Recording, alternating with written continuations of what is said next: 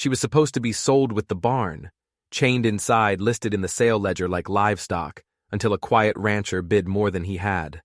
By sundown, he'd learn what saving her would cost him. And by the end of the year, she'd learn that saving him would cost her everything she had left. The barn stank of mildew and manure, a humid slap in the face to anyone who stepped through its warped doors. The air was thick enough to chew, heavy with the ghosts of forgotten harvests and the sharp metallic tang of rust and despair.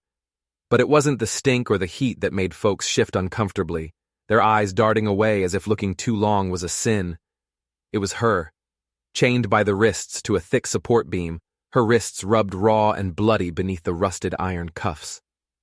There stood a woman too silent to look broken, too still to be ignored. Dust painted her dark hair in silver streaks, and her dress had long since surrendered, becoming nothing more than rags clinging to a frame that had forgotten the feeling of a full meal. Yet her eyes, green and hard as river stones, held something no one in that dusty auction yard could name. They weren't empty. They were waiting.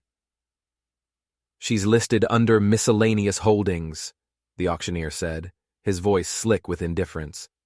He tapped the worn barn ledger with a chewed pencil. "Comes with the structure, technically former owner's stipulation." A ripple of whispers spread through the crowd like a foul wind.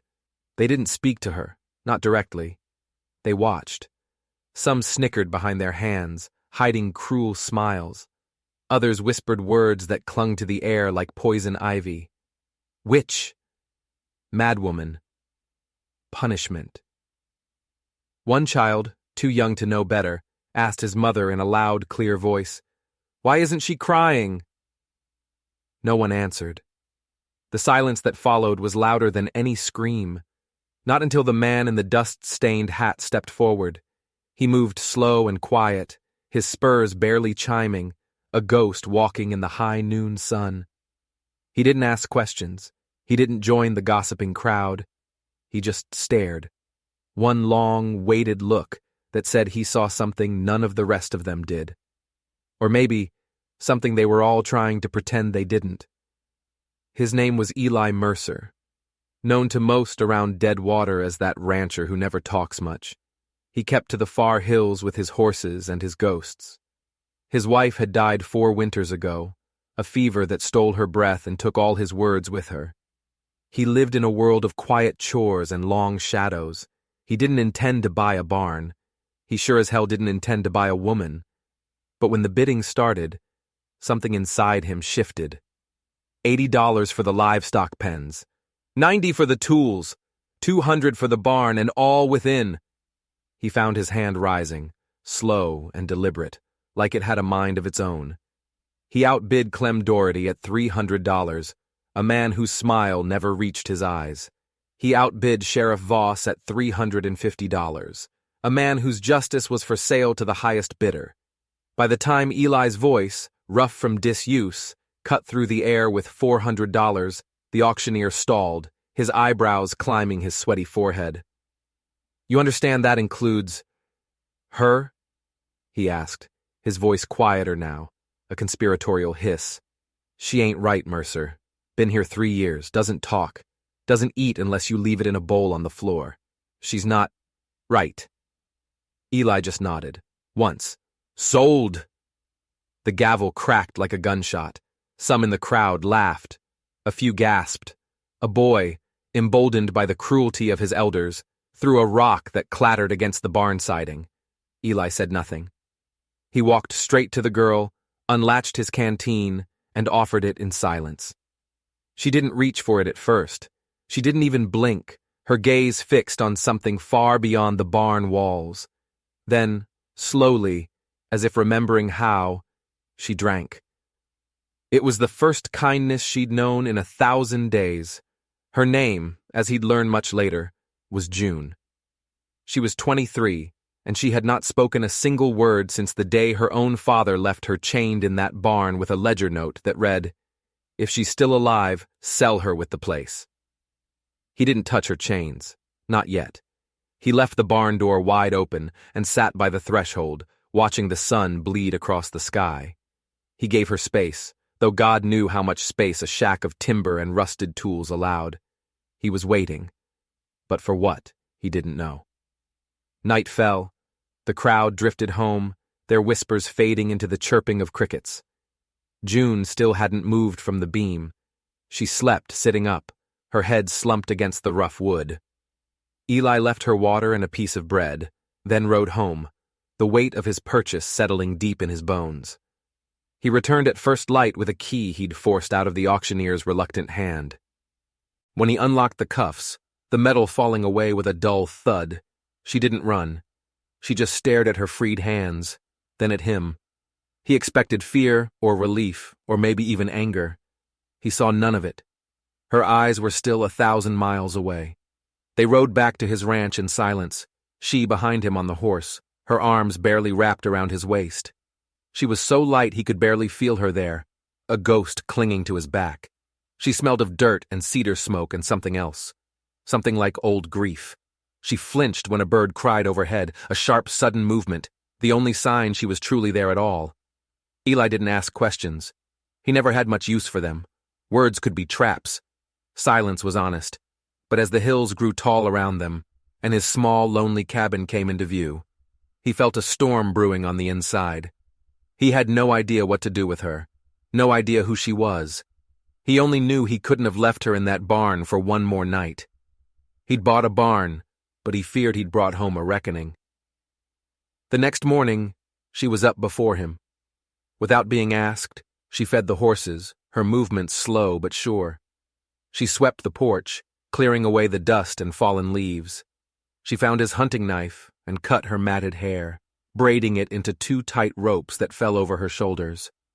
She was claiming herself back, piece by silent piece. But still, not a word. The silence in the cabin was different now. It wasn't empty anymore. It was full of her, full of questions he refused to ask. It wasn't until he lit the fire on the 3rd night that he saw the first real crack in her wall of silence. She crouched by the hearth, her posture almost reverent.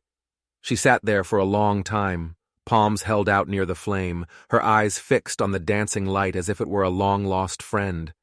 That's when she spoke. Just one word, a whisper that was almost swallowed by the crackling logs. Matthew.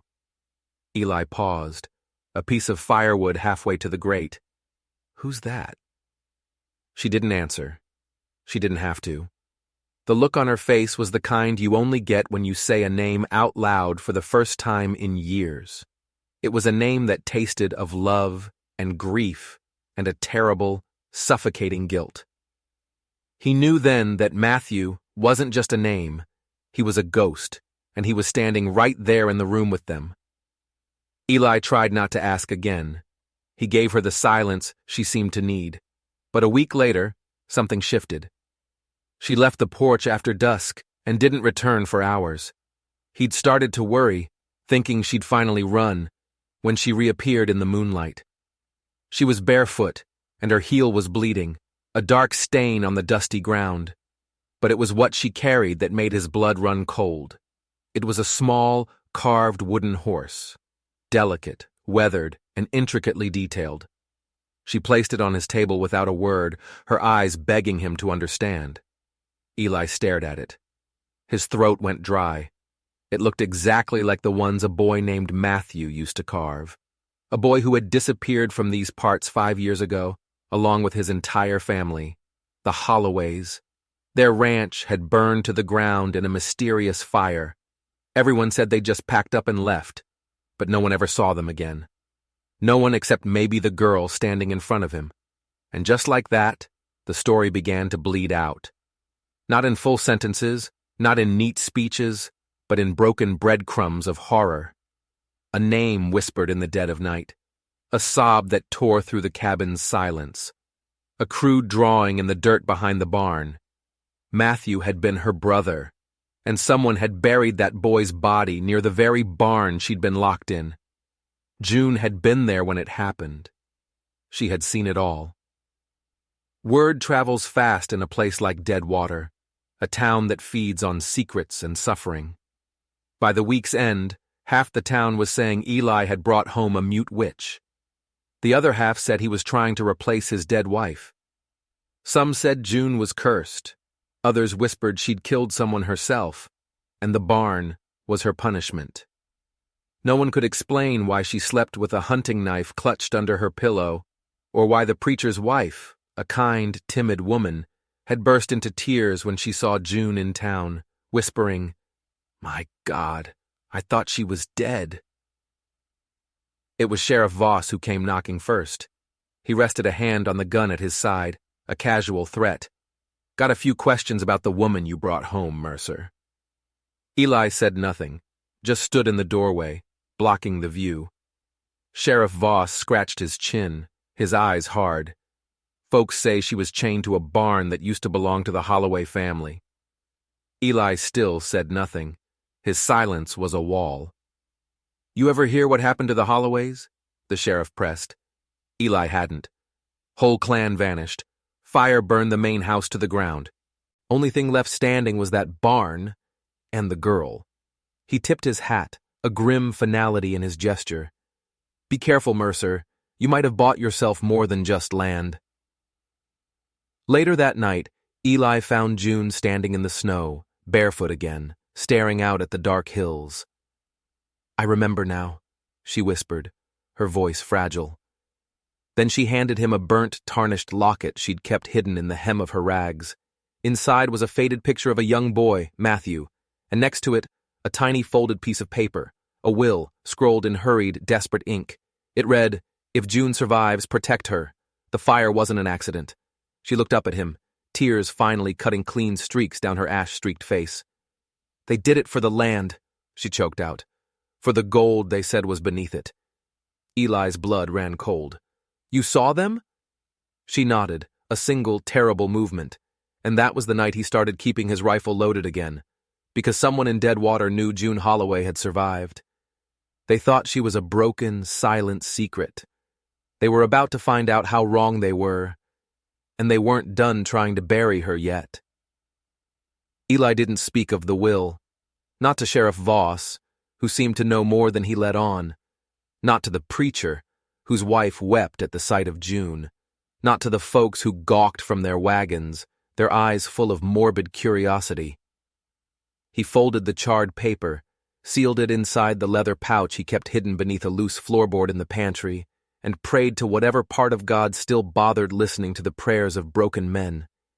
He prayed that June wouldn't vanish before morning, because something had changed the night she remembered. Her silence grew heavier. It wasn't the dead, hollow quiet from before. This was a new silence, tense and sharp, like a bowstring pulled taut and trembling, ready to let an arrow fly. She barely slept, her eyes wide open beneath the quilt, tracking shadows with the knife clutched tight beneath her pillow. When he brought her stew, she barely ate. When he sat beside her by the fire, she flinched, as if unsure who he was from one hour to the next. "You ain't chained no more," he said one evening, his voice soft, trying to reach her across the chasm of her trauma. She didn't reply. "You ain't alone either." He thought that might stir something. A glance, a word, a single blink of acknowledgement. But her stare was hollowed out again, miles away in a past that was still burning. Then she whispered, her voice a ghost in the room. He was crying. Eli leaned in, his heart pounding. "Who?" June's voice cracked. "Matthew. He was in the cellar when they set the fire. I was in the barn. I smelled the smoke. I heard him, but I couldn't get to him." The words came out in fits and starts, like she was pulling them from her own flesh. Each one dropped between them like a stone. "They thought the barn would burn too," she continued, her body starting to shake. "They wanted no survivors." "Who?" Eli asked again, his voice low and dangerous. Her hand curled into a fist, her knuckles white. "Elias Tiller, Clem Doherty, and the preacher's brother, Aaron." Eli swallowed hard. The names hit him like a physical blow. These were not common outlaws. These were men with power. Tiller owned the general store and half the town's debts. Clem Doherty ran the cattle auctions and had a hand in every shady deal from here to the border. Aaron Barnes, the preacher's brother, was a shadow, A man who officially had been away but was known for doing the dirty work others wouldn't. Each of them had a history that brushed up too close to the Holloway estate, like smoke clinging to a flame. "You saw them?" Eli asked, his voice barely a whisper. She nodded, her eyes locking with his. "They wore masks, but I knew their voices. I begged them to let Matthew out. I told them I wouldn't speak, I would never tell, if they just let him out." Her voice was breaking now, her shoulders trembling with the force of the memory. "Elias Tiller," he said, "one life to keep the gold secret is a fair trade. And Clem," he laughed. Eli shut his eyes, his jaw locked so tight it ached. That land, the Holloway land, it was said to sit above an old vein of gold, a local legend no one had ever confirmed, but plenty of greedy, violent men had poked around its edges. "You ever tell anyone?" he asked. "I tried. The preacher's wife. That's why she cried when she saw me. She thought I was dead. She knew." "And the sheriff?" She hesitated, a flicker of uncertainty in her eyes. "He helped cover it up. I think they paid him, or maybe they just scared him." Eli stared into the fire, the flames dancing in his eyes. But his thoughts didn't dance. They tunneled straight into one terrifying question. If the men who set that fire learned that June was alive and talking, what would they do? He already knew the answer. They wouldn't just try to silence her. They would try to erase her. He went to the barn, his movements stiff and deliberate. He pulled down his father's old Winchester from its place of honor above the rafters. He cleaned it by lamplight, each motion practiced and grim. He loaded each bullet with the kind of heavy silence that only a man like him could carry. When he turned back, June was standing in the shadows of the doorway watching him. "You believe me?" she asked, her voice small but steady. "Yes," he said simply. There was no doubt in his voice. "Then, you got a plan?" She nodded, a strange, fierce light coming into her eyes. "Tomorrow." Eli didn't sleep that night. June didn't either. She sat beside the hearth, legs curled beneath her, carving a second wooden horse from a spare chunk of pine. Her fingers were slow but practiced. The muscle memory had returned from a life she thought was gone forever. "I used to make them for Matthew," she said softly, not looking up. "One every week, each one better than the last. He'd pretend they were real, ride them across the floorboards, name them like they were kin." She finished the carving, sanding it smooth with a piece of rough leather. She held it up to the firelight. "This one's for you." Eli stared at the small horse, then at her. He took it without speaking. Something moved in his throat, a feeling he hadn't allowed himself to feel since his wife died. It was a dangerous mix of gratitude laced with grief. "Why me?" he finally asked, his voice thick. She didn't hesitate. "Because you opened the barn door." By noon the next day they rode into Deadwater. They rode side by side. June wore a simple brown shawl over her head, hiding her face from the gawking townsfolk. But her back was straight as a rifle barrel, her stride sure. Eli wore his coat buttoned high, the Winchester resting across his saddle horn, his eyes sharp and watchful beneath the brim of his hat. They didn't head to the sheriff's office. They headed for the church. Reverend Barnes met them at the steps. He looked older than Eli remembered, his shoulders hunched as if he were trying to fold in on himself.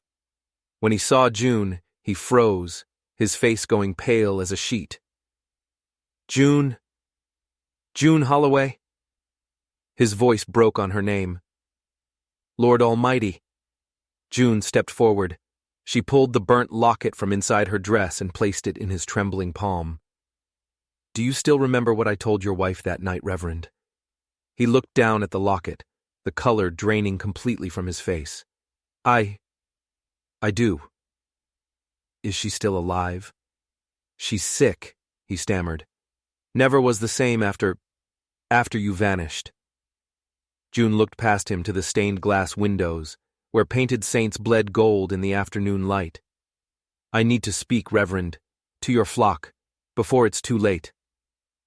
He hesitated, glancing nervously at Eli and the rifle he carried. "Let her," Eli said, His voice was quiet, but it carried the weight of a final command. And to everyone's surprise, the preacher did.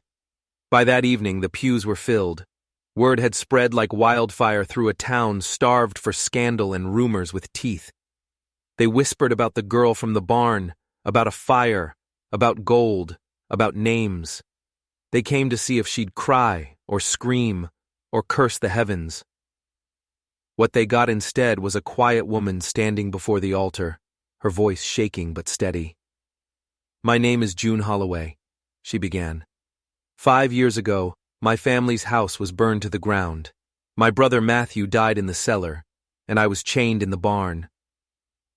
The room fell breathless, a silence so deep you could hear your own heart beat. I was kept alive only because they forgot to check the beam I was tied to, she said. She told them everything. No flourishes, no trembling dramatics. Just the cold, hard truth, laid bare for all to see. She named the names. Elias Tiller, Clem Doherty, Aaron Barnes. She told them how they came for the gold, how they wore masks, how they left her there like refuse to rot. When she finished, no one clapped. No one whispered. They just stared, their faces a mixture of shock, horror, and for some, a dawning, terrible guilt.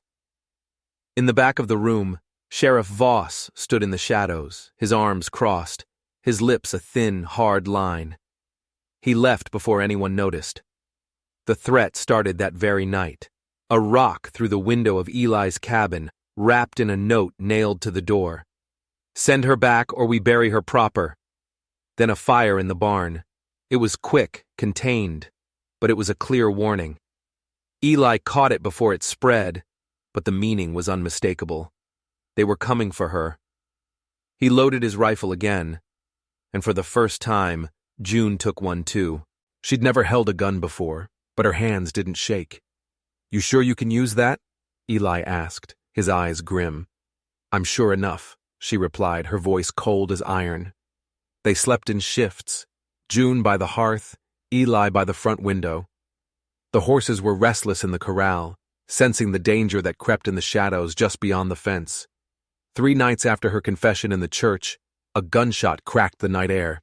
Eli rolled out of bed, rifle already in his hands. June was already crouched low, her back pressed to the wall. "Front yard," she whispered. A second shot, then a third. Eli ducked low, peeking through the window. 3 men, torches held high, guns drawn, their faces hidden beneath scarves. He raised his rifle, breathed once, and fired. One of them dropped. The other 2 scattered into the darkness. June moved to the back door, her movements swift and silent. "They'll circle." Eli joined her, rifle ready, but no one came, just a ringing silence. Then, the faint sound of hoofbeats in the distance. A retreat. They waited until the first light of dawn to step outside. That's when they found it. A new note, pinned to the fence post with a knife. It was written in blood. "You should have stayed in the barn." They buried the man Eli had shot at the edge of the property. An unmarked grave for a man who died for another's greed. June recognized him, a distant Doherty cousin. "He was just a boy," she whispered, staring at the freshly turned earth. "They always send the boys first," Eli said, his voice low and hard. "The real devils stay hidden until the cost is high enough." June stared at the horizon, at the rising sun that promised a new day but no new peace. "It's time to burn the ledger," she said. "What ledger?" "The one from the barn," she replied, her gaze unwavering. "It's proof they left me there. Proof I was sold like cattle. If they want it so bad they're willing to kill for it, then we burn it." Eli shook his head. "That ledger is the only thing keeping the sheriff from siding with them completely." A strange, fierce light entered her eyes. "I'm done being protected," she said. "I want to be free." He looked at her for a long time, at the woman who had been dragged from the darkness and was now choosing to walk into the fire. He nodded. They built a small fire in the yard. They held the stained, worn book between them. As the first page caught flame, the ink curling into black ash, June whispered a single, final farewell. "Goodbye, Matthew." Ash curled skyward, disappearing into the pale morning light. Freedom didn't feel like a door opening. It felt like something ancient and heavy crumbling inside her. But it was a start, and she knew, with a certainty that chilled her to the bone, that the men in dead water were far from finished with her. The next morning came slow and gray, a quiet morning, no wind, no bird song. Even the horses in the corral seemed unsure whether to move or just wait for orders. The world seemed to be holding its breath. June sat on the edge of the porch, her eyes raw from the smoke of the burning ledger. Her hands were still blackened with ash. She hadn't spoken much since they buried the book's secrets, but this silence was different from the one Eli had first found her in. Back then, her quiet had been hollow, like a deep, dark well she couldn't climb out of. Now, it was sharpened, shaped by choice, heavy with unspoken purpose. Eli watched her from the kitchen window, sipping his bitter coffee. A rifle leaned against the wall, always within reach. He knew it wasn't over. Burning that ledger had been her act of defiance, her way of shouting to the world, "I won't live as evidence, and I won't die for your secrets." But it hadn't changed the truth. Tiller and Doherty still had half the town in their pockets. Aaron Barnes was still a ghost in the wind, and Sheriff Voss hadn't arrested a single man. 3 nights had passed since the last shot was fired on their land. That meant one of two things. They'd given up, which he knew was impossible, or they were planning something much, much worse. He scraped his chair back from the table, walked outside, and handed her a tin cup of coffee. June took it without looking up. "I saw something," she said, her voice low. He sat beside her on the porch step. "When?" "Last night. Just after we buried the ledger. A man on the ridge, watching." Eli's eyes scanned the distant hills. "Was he armed?" She nodded. "Rifle across his chest. He wasn't hiding, he just stood there, like he was waiting for me to see him." Eli stared into the distance, his jaw tight. It could have been Aaron Barnes, or it could have been someone else they hired, a professional. "He had something in his hand," she added, her voice dropping even lower.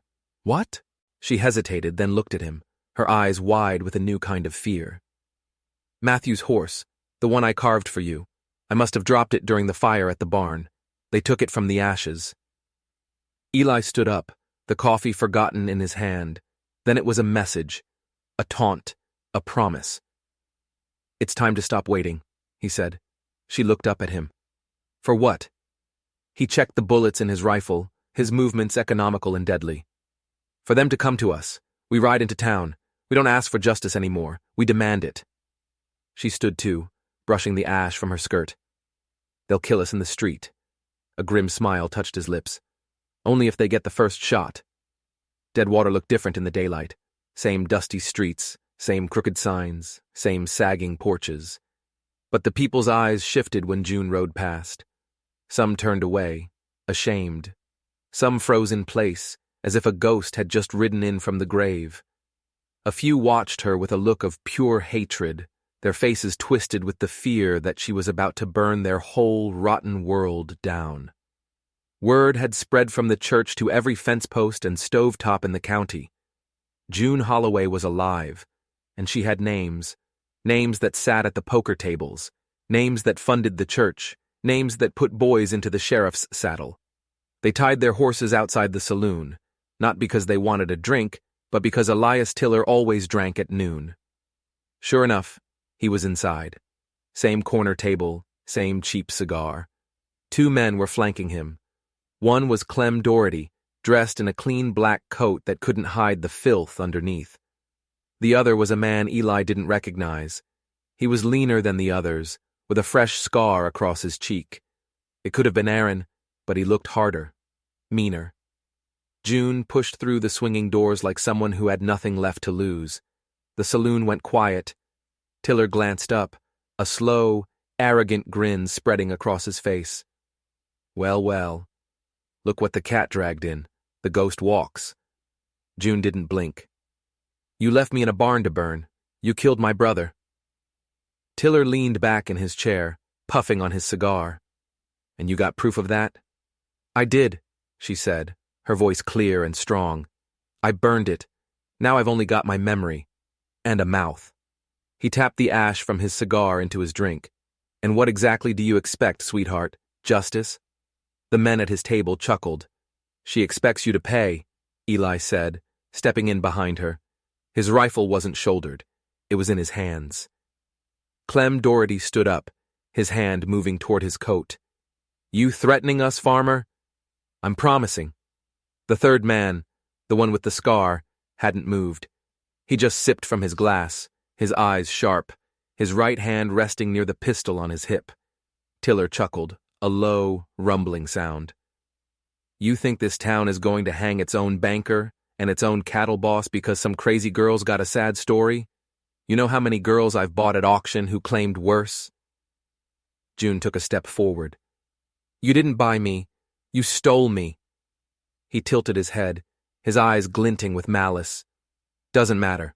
You're just one more mouth folks won't believe until it's too late. She pulled something from her coat. It was a small, cloth-wrapped bundle. She unwrapped it, revealing a silver cuff, melted and warped by fire, but still intact. You branded me like cattle, she said, her voice shaking with rage. You left this on my wrist. Tiller went still. So did Clem. The third man's fingers twitched. Eli saw it a split second too late. The man went for his gun. Eli fired first. The saloon erupted, glass shattered, men screamed and dove for cover. The man with the scar dropped, a dark stain spreading across the bar. Clem pulled his pistol, but Eli's second shot grazed his shoulder, sending him spinning. Tiller, the coward, tried to run. June grabbed a bottle from the bar and smashed it across his face.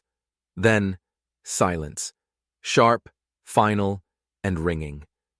Outside, footsteps pounded on the boardwalk. A crowd gathered fast.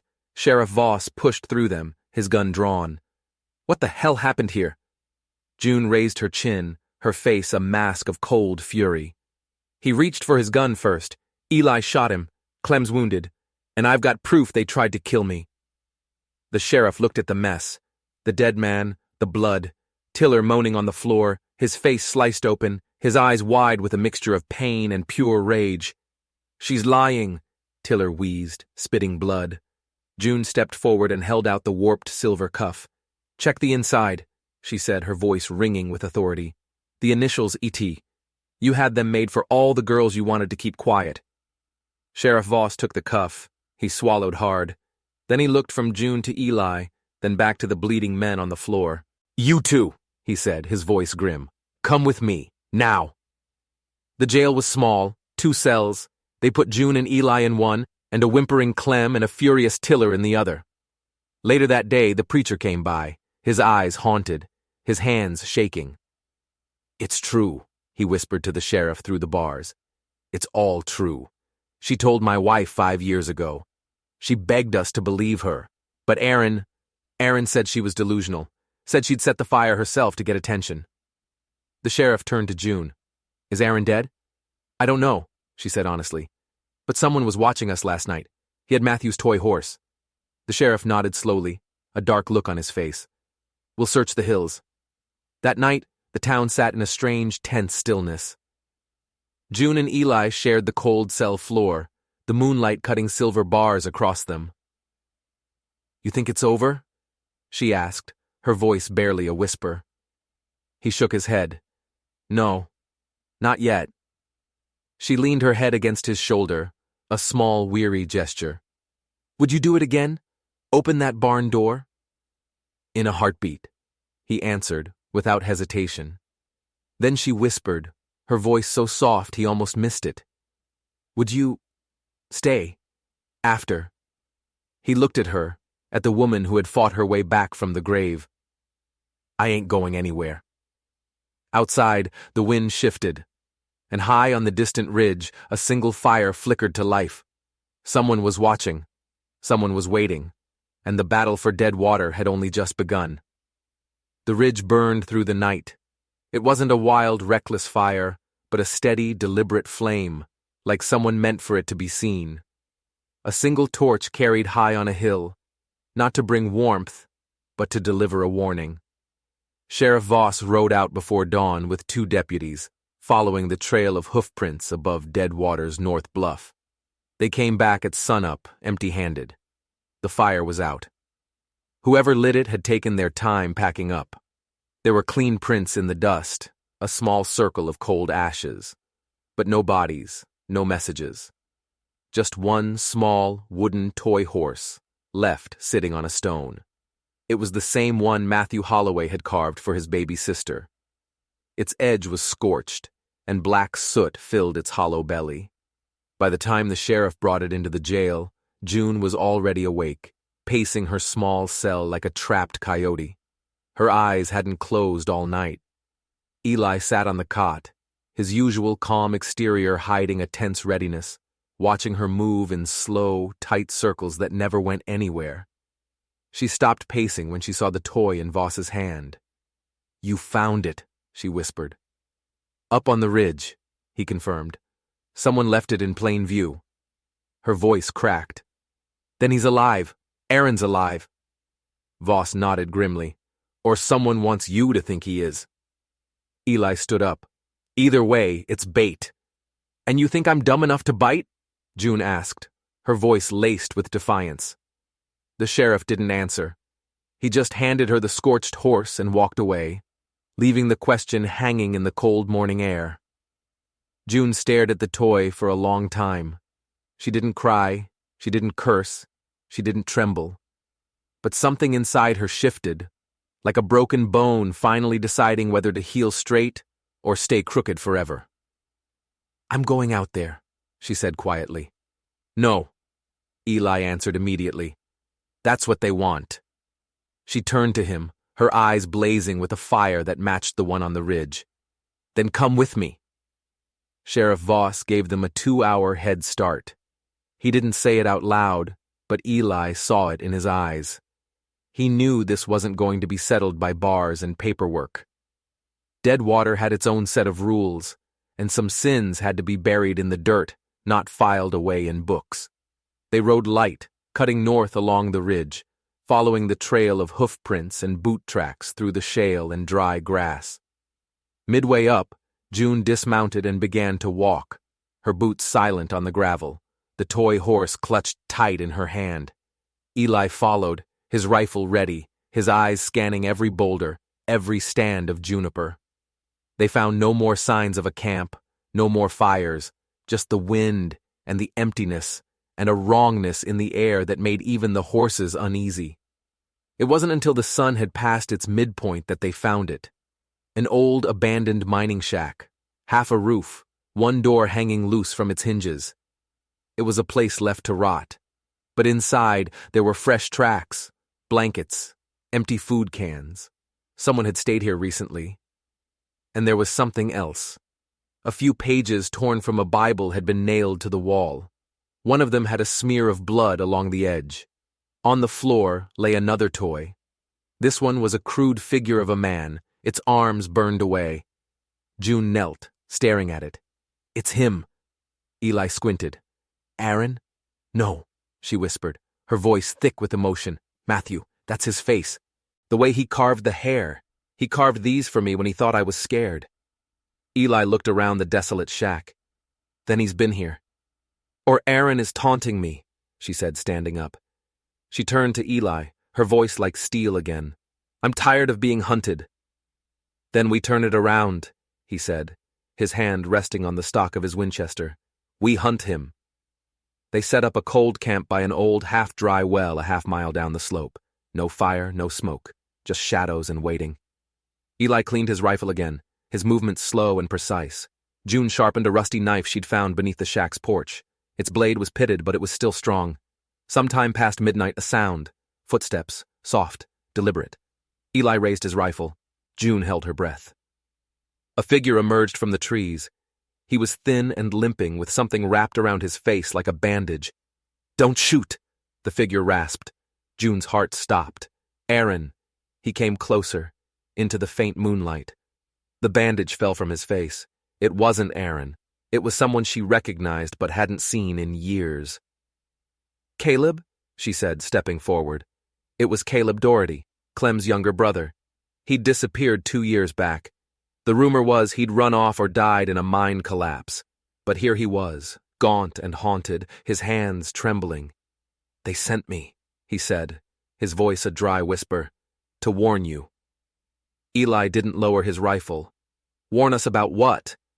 Caleb's terrified eyes were fixed on June. "About the barn.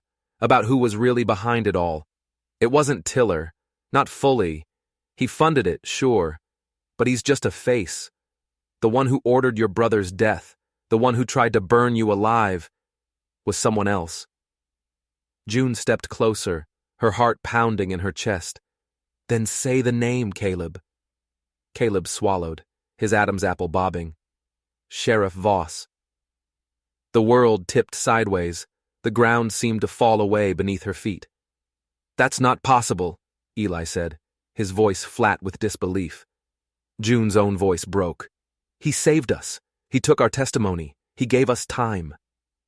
Caleb nodded frantically. "Exactly. He gave you just enough time to draw out anyone who might have proof, like that ledger.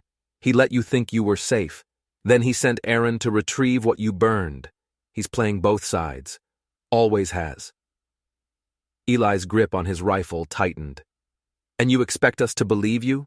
You disappear for years, come crawling out of the woods, and throw dirt on the only man keeping this town from turning to hell?" Caleb reached into his coat. They both flinched, but it wasn't a weapon. It was a crumpled, blood-stained letter. "Found this in his desk," Caleb stammered. "Didn't mean to. I just needed a place to sleep. It's from Aaron. It says the sheriff promised him protection if he got the ledger back. Said the girl with the mouth wouldn't live to tell her story." June took the letter. She read it once, then she read it again. Then, without a word, she held it over the rusty knife blade until it caught fire, letting the flame lick her palm until the last of the lie was ash. "We ride back now," she said, her voice devoid of all emotion. "We don't wait." Eli nodded, his face a mask of cold fury. "And if it's true, then I end him." Deadwater was asleep when they returned, or it was pretending to be. Lights flickered out behind curtains, boots shuffled away from doorways. They made for the jail first, June on foot, Eli on horseback, with Caleb trailing behind them like a ghost. The jail door creaked open. Sheriff Voss was standing inside, waiting, as if he knew they'd come. "You found him?" he asked, his voice steady. June stepped into the lamplight. "We found Caleb. He told us everything." Voss raised a single eyebrow. "Did he now? You promised Aaron protection. You have proof of that?" "No," she said, her eyes burning into his. "I burned it." He nodded slowly, a faint, sad smile on his lips. "You always did like fire." She looked him dead in the eye. "Is it true?" A pause, a long, heavy silence that stretched for an eternity. Then, "Yes." Eli's hand went to his rifle, but Voss raised his palm. "I was trying to fix things," he said, his voice suddenly weary. "Deadwater's always been sick. Tiller owned everything. If I'd crossed him when your family was killed, I'd have been buried right alongside your brother. So I waited. I played dumb. I let them think I was theirs. But when Aaron came back, asking to finish you off, I said no. That's why he went rogue." June's voice shook with a rage that was colder than ice. "You let him try." "I tried to buy you time," he said. "That's all I had." "And what now?" Eli growled. Voss looked tired, defeated. "Now, I step down. Let the town choose better." Eli said nothing. June turned to Caleb. "Do you trust him?" Caleb stared at the sheriff for a long moment, then nodded. "He could have killed me," he whispered, "but he didn't." June looked back at Voss. "Then leave, tonight, and don't ever come back." And he did, just like that. He rode out of town before the sun came up. By morning, the jail was empty, and the town was without a lawman. June stood on the steps of the jail, watching the horizon burn gold. Eli came up beside her. "You believe him?" he asked. "No," she said without hesitation. "Then why let him live?" She looked down at her hands, scarred and calloused. Because I'm done burying people. I want something that grows. They stood together, silent, until a sound drifted across the square. Bells. Not church bells for a funeral. Wedding bells. June turned to him, a confused frown on her face. That can't be real. Eli smiled, the first genuine smile she'd seen on his face. It is. Someone's getting married. She narrowed her eyes. We don't know anyone getting married. He shrugged. Maybe we do now. She looked up at him, her heart suddenly pounding a different rhythm. What are you saying? I'm saying, you can keep your name, you can keep your scars, you can keep your silence, or you can take mine. We can start over, build something together. With me. She stared at him for a long, long time. Then she took his hand, her small, scarred hand in his large, steady one, and whispered, Say it again. Start over with me. And in a town that once tried to sell her with the barn, June Holloway chose not to be owned, not to be pitied, and not to be buried. She chose to begin. Rain rolled in from the west just past midday, slow and soft, like the world was trying not to startle itself. The clouds hung low, heavy with the weight of stories not yet spoken, and dead water held its breath. After the storm of confessions and departures, the town had gone quiet. Not a peaceful quiet, but a waiting quiet. Like a saloon after a gunfight, the bottles still on the shelves, but the blood not yet scrubbed from the floorboards. June stood in the barn on Eli's property. Her barn, now. She watched water drip through the slats in the roof, darkening the dirt beneath her boots. It was strange how a place could hold memory like a wound. Every step she took felt like brushing against a scar that hadn't healed right. The faint rope marks were still visible on the beams where she'd been tied like livestock. The floor still bore the blackened stain where Aaron had tried to burn the past clean. Nothing had been erased. It was just buried under a new layer of rain and silence.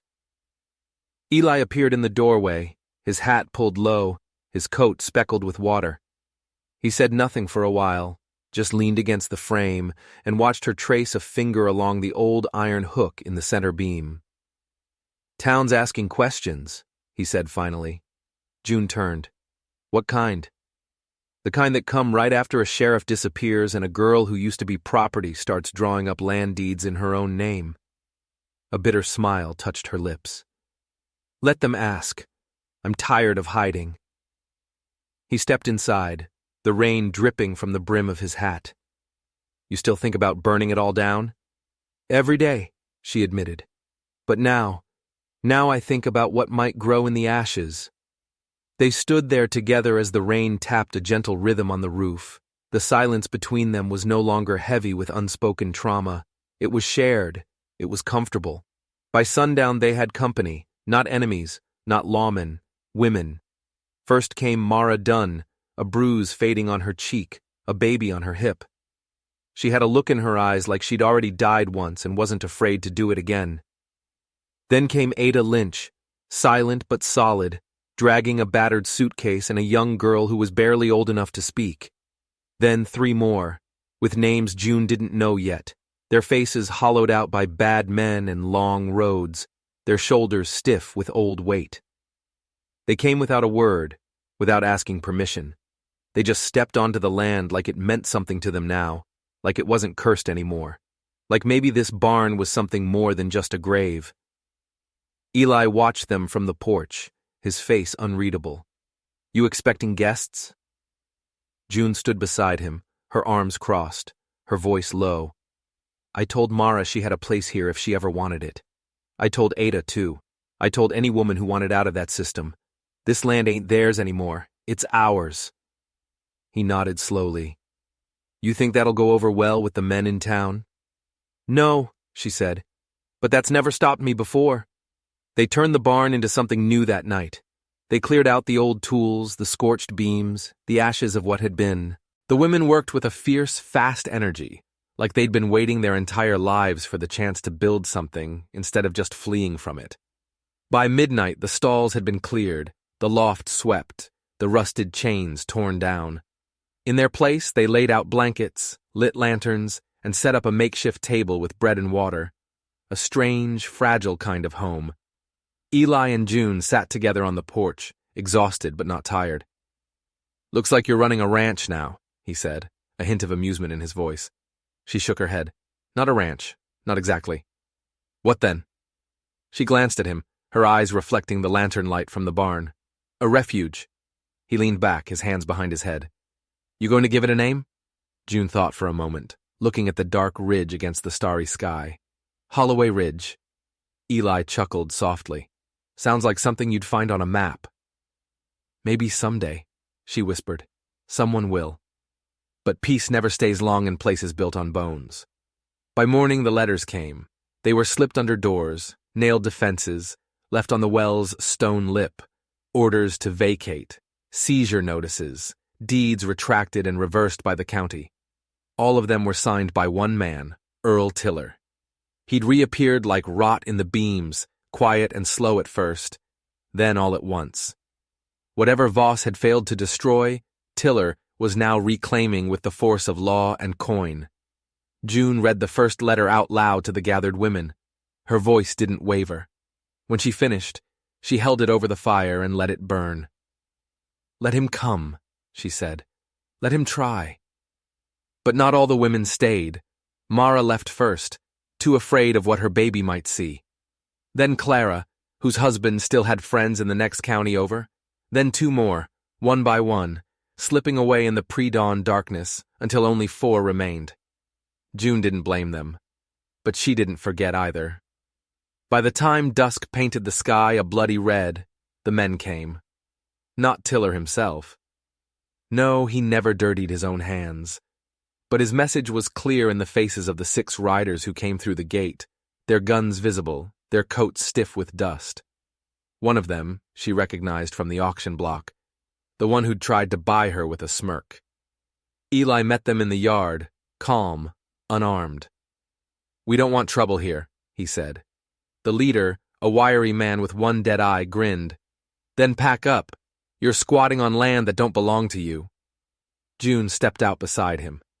"It was bought fair and square," she said. "Under a name that's mine now?" the man spat. "Paper don't mean nothing. Tiller says this land is his again. You leave by morning or we make sure you leave in pieces." June smiled, a cold, brittle thing. "Then you better bring more men." The leader's grin faltered. Eli raised his hand, pointing south. "There's a graveyard a mile that way. Don't make us add to it." They left, but they'd be back. That night, June took the ledger from its hiding place. The real ledger. Eli watched her open it on the kitchen table. "You said it was gone," he said. She didn't look up. "I said it was burned. It wasn't. Half of it was. The other half, I memorized." She flipped to a page, her finger running down a list of names. Every one of them was tied to bribes, illegal auctions, disappearances, all the town's filth, preserved in ink. Eli leaned in. "What are you thinking?" "I'm thinking," she said slowly, "that we bury Tiller the way he tried to bury me, with the truth." He nodded once. "You need help?" She looked up at him, her green eyes searching his. "You're already in this. You sure you want to go deeper?" He held her gaze. "I ain't ever wanted out." So they rode out the next morning, not away from the trouble, but straight into it. They went to every ranch house, every saloon, every church pew. June Holloway, the girl once sold with the barn, now carried the town's ledger of sins like a torch. And the thing about fire is, it spreads. Within 3 days she'd stirred up half the county. By the 5th day, a judge from the next town over, Blacktail, arrived with a writ demanding a full inquest into Earl Tiller's dealings. But that night, the barn burned. For real this time. It was a roar of heat and fury that lit up the ridge like the mouth of hell. Eli saw it first, screamed June's name, but it was too late. The flames were everywhere. The women barely escaped with their lives. The horses didn't. June tried to run back in. She tried to save the ledger, the carvings, the last remnants of her brother's memory. But Eli held her back, his arms locked tight around her as she screamed into the smoke, a raw, animal sound of pure loss. They watched it all collapse. Her second home, her second chance, reduced to cinders and glowing bones. And in the smoke, just before the roof gave in, she saw him. A figure, watching from a distance, not running, not hiding, just standing there, his coat long, his eyes cold. Aaron. He was alive, and he hadn't just come for revenge, he'd come to finish what he started. They buried the last of the horses at dawn. June didn't speak, not for hours. She just stood by the fresh graves, her hands raw, the smell of smoke still clinging to her hair. Eli brought her water, bread, blankets. She refused them all. When she finally looked at him, her voice was hollowed out. "I thought I'd won." "You did," he said softly, "and that's why they're afraid." She shook her head, a slow, tired movement. "No, they're not afraid. They're furious, because I wouldn't stay dead." Eli took her hand, his fingers lacing with hers. "Then we make sure they see you stand." They left Holloway Ridge behind. It was no longer a place. Now it was just a promise. June had no land, no title, no barn. But she had a name, and she had fire. Wherever they went next, she would carry both. And Tiller, he was about to learn the true cost of underestimating a woman who survived being sold. Because she wasn't for sale anymore. Not her past, not her future, and certainly not her fate. The prairie was quieter now, not with peace, but with aftermath. The kind of silence that comes after a funeral, when nothing feels quite alive yet. Holloway Ridge was still smoking 2 days after the fire, and what was left of the barn sagged like a body that had given up mid-step. The smell of charred wood clung to June's dress, to her hair, to her thoughts. She couldn't leave it behind. That smoke had memory, and memory had weight, and the weight was hers to carry. They'd set up camp a few miles off, in the brush behind a rocky outcrop known as Widow's Knob. It wasn't safe to stay in town, not now. Tiller had retaken the law in everything but name. The new sheriff, a man named KLE, was a sack of whiskey and bribes, and he hadn't been seen since the ledger's contents got whispered through the county. No one had stepped in to fill the void.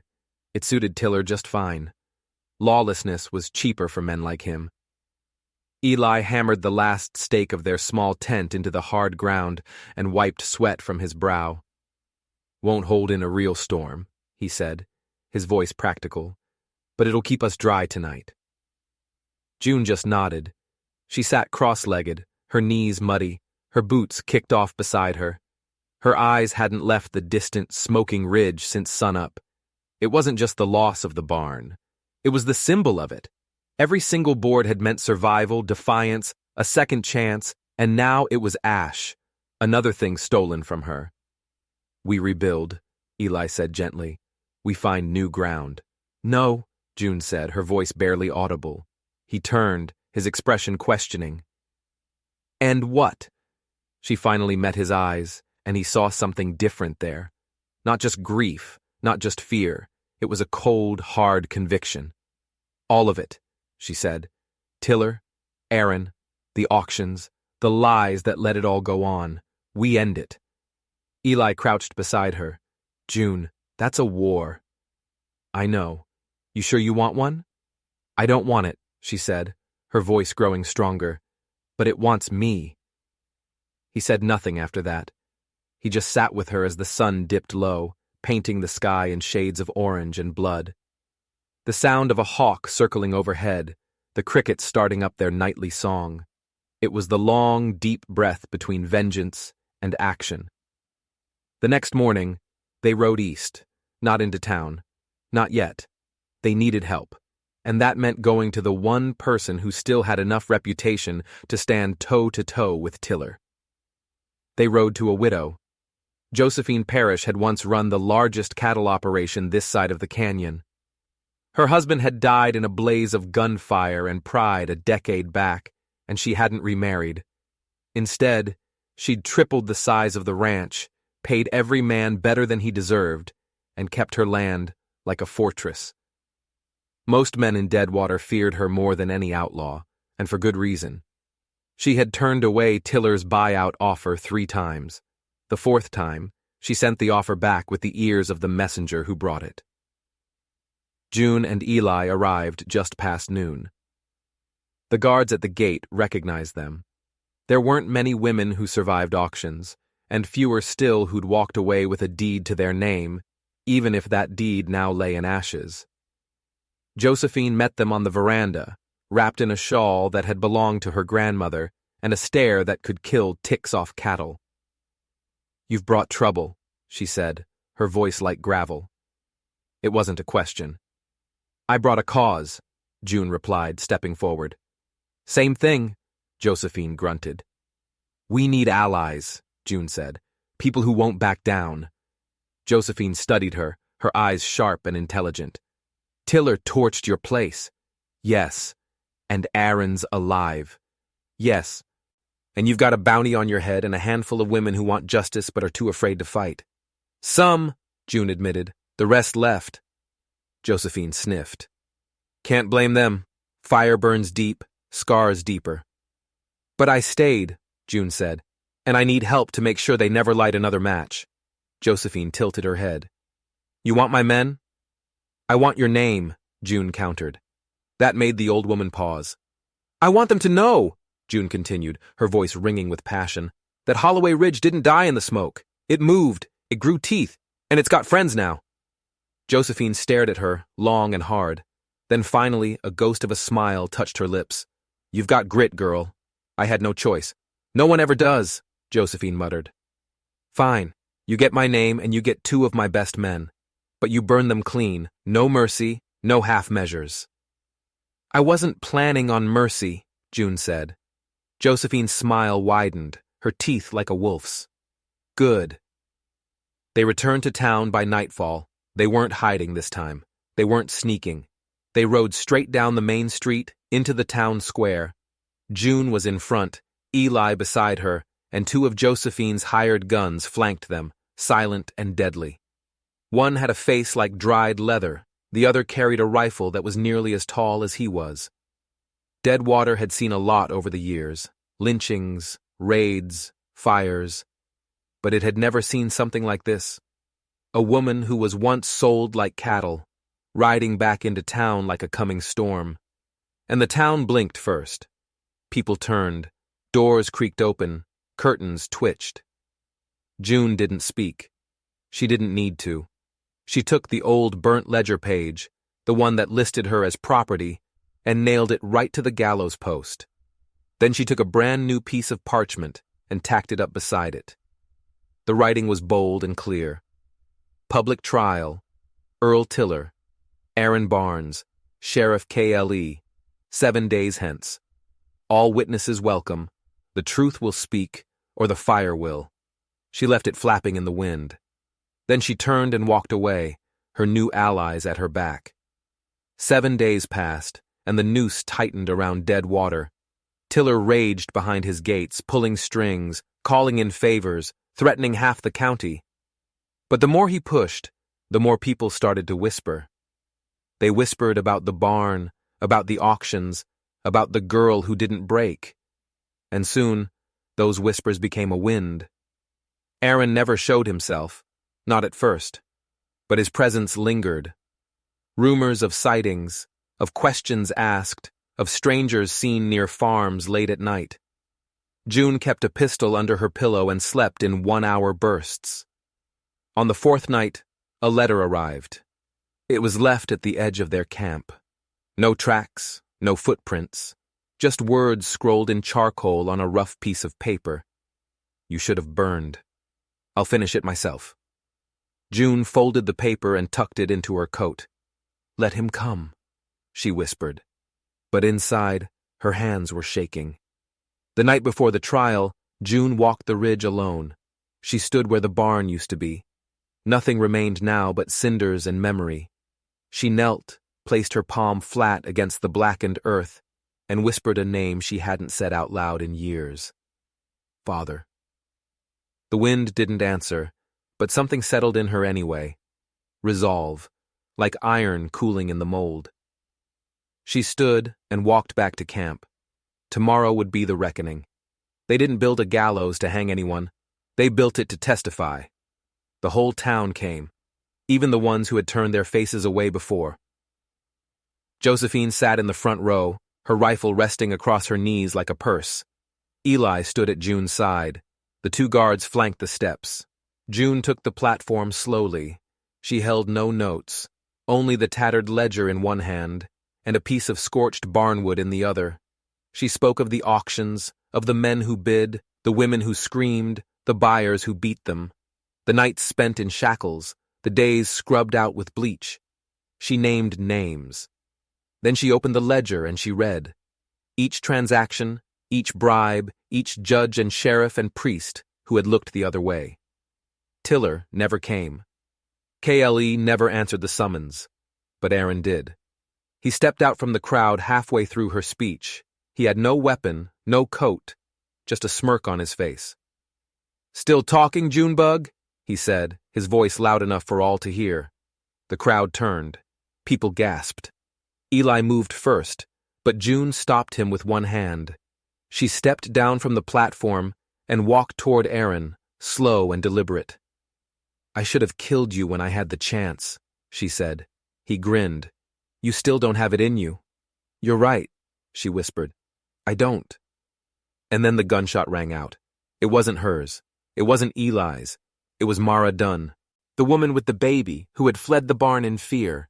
She stood there, her baby strapped to her chest, her eyes red with a fury that had been simmering for years. Aaron staggered.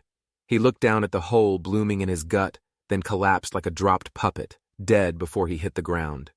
The crowd parted. No one stopped her. No one said a word.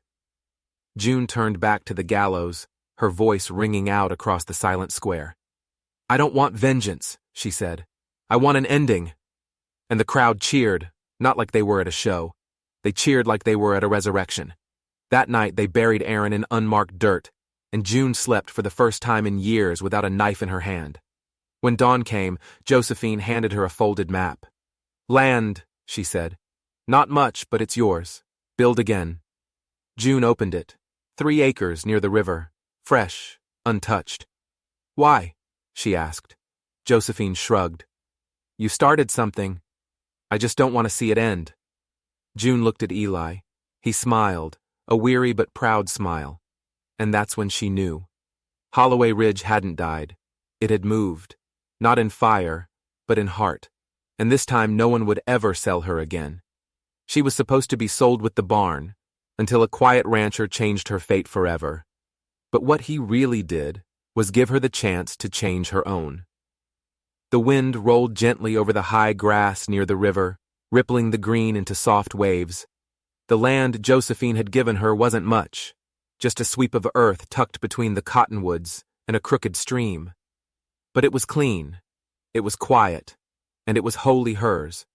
No chain on her wrist, no price on her back. The earth here hadn't witnessed cruelty. It was untouched, like a second chance grown from the soil itself. June stood barefoot on the porch of the small cabin Eli had helped her build. 2 rooms, 1 stone hearth, the walls made of honest timber and nails driven by calloused hands. The sun hadn't yet cleared the ridge, but the light glowed pink through the mist, like a promise it meant to keep. Below, on the slope leading down toward the water, 3 figures moved. The girls, the ones who'd made it out with her, the ones who had stayed. Clara, Josie, and Lark. They weren't girls anymore, not in the way they had been. But they weren't quite whole yet, either. Healing was slow. June knew that better than anyone. It came in starts and stumbles, in long silences and sudden sobs. But it came, if the world just gave you the space to grow it. Josie was chasing chickens with a kind of laughter that sounded unfamiliar in her own throat, like her body hadn't remembered how to do it until recently. Lark sat with a book, squinting in the morning sun, mouthing the words aloud as she went. Clara had taken to whittling, and now had a whole row of little wooden animals lined up on the porch rail. Bears, dogs, a fox with no tail. June leaned against the doorframe and watched them for a long time. Eli came up behind her, brushing sawdust from his shirt. He handed her a mug of strong coffee, the kind that scalded before it soothed. "You're quiet this morning," he said. "I'm thinking." He nodded, sipping his own coffee beside her. "About them?" he asked after a moment. She shook her head. "About the ones who didn't make it, the ones whose names I never knew, the ones still trapped somewhere else. I want to write them all down, every girl I saw, everyone who never came back." Eli was quiet. Then he asked softly, "You think that's how you'll heal?" June's eyes narrowed on the horizon. "No, I think that's how I'll remember. Healing comes after justice. And justice, well, it's still limping its way here." Eli looked at her with something like awe. "You ever think you'd come out the other side of all that?" June tilted her head, considering it. "I didn't think I'd live long enough to find out." She looked over at the girls again, then down at her own calloused palms. "But I'm starting to think that maybe this was the point all along." They opened Holloway Ridge again. Not the barn, the idea. Only this time, it wasn't a secret hidden under floorboards or a truth tied to forged ledgers. It was a name on a sign over the cabin door, carved by Eli's own hands. Holloway Ridge Shelter and Farmstead. And below that, in smaller letters, carved carefully into the grain, "We trade nothing but hope."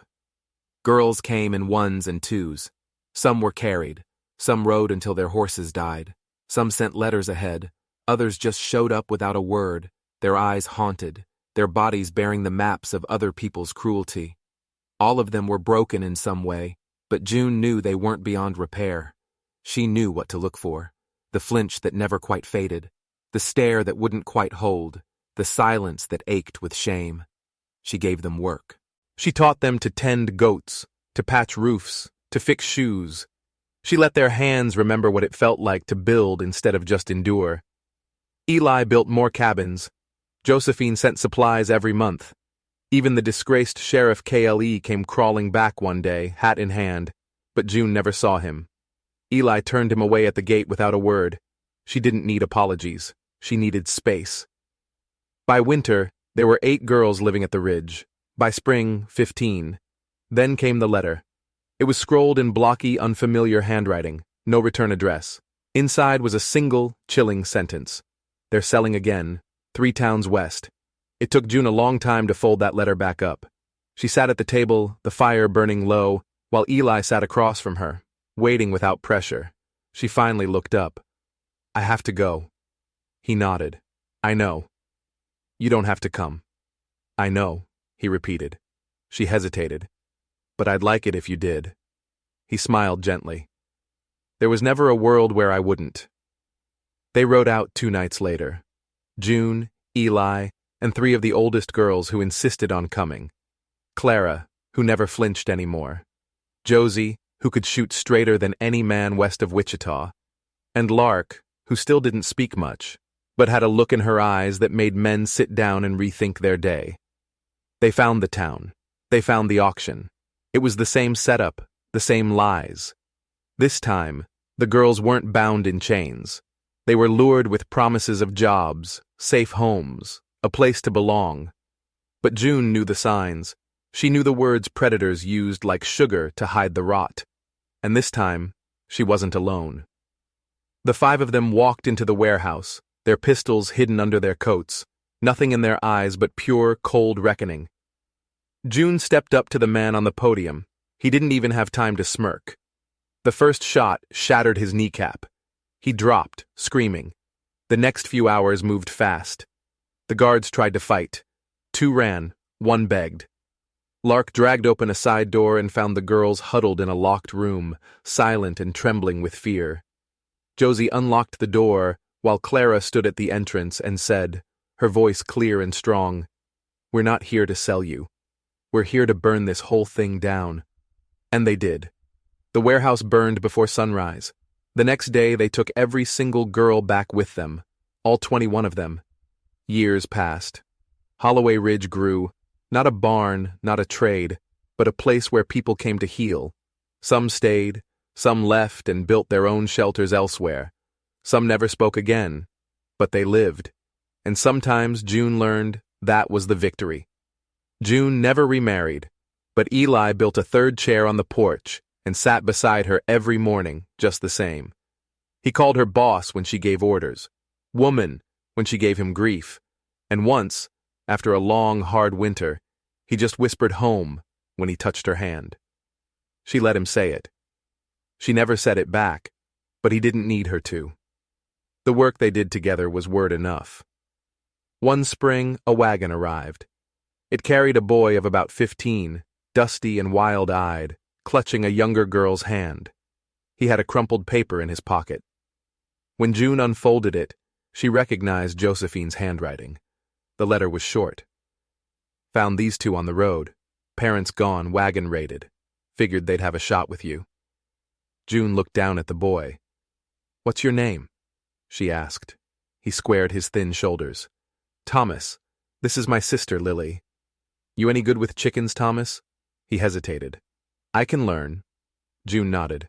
"Good answer." She turned to Eli, who leaned in the doorway, smiling. "Think we've got room?" He nodded. "We always do." June looked back at the boy. "Welcome to Holloway Ridge." And for the first time in his life, Thomas believed a stranger, because something in her voice didn't just say it, it meant it. They never rebuilt the original barn. It stayed in the earth, charred and buried, a warning and a seed. They didn't need it. The real Holloway Ridge wasn't made of wood. It was made of every girl who now stood a little taller, every man who chose kindness instead of greed. It was the morning coffee on a porch built with clean hands and clear hearts. It was in the way June could look at the sky and no longer flinch. In the way Eli stood beside her, not to own, not to rescue, but to witness. It was in the way the wind carried the laughter of girls who once thought they'd never laugh again. It was in the way the world was forced to remember their names, and the way, at long last, they remembered themselves. If you enjoyed this story, don't forget to like and subscribe for more tales of survival and justice. And let me know in the comments below, what do you think happened to Tiller?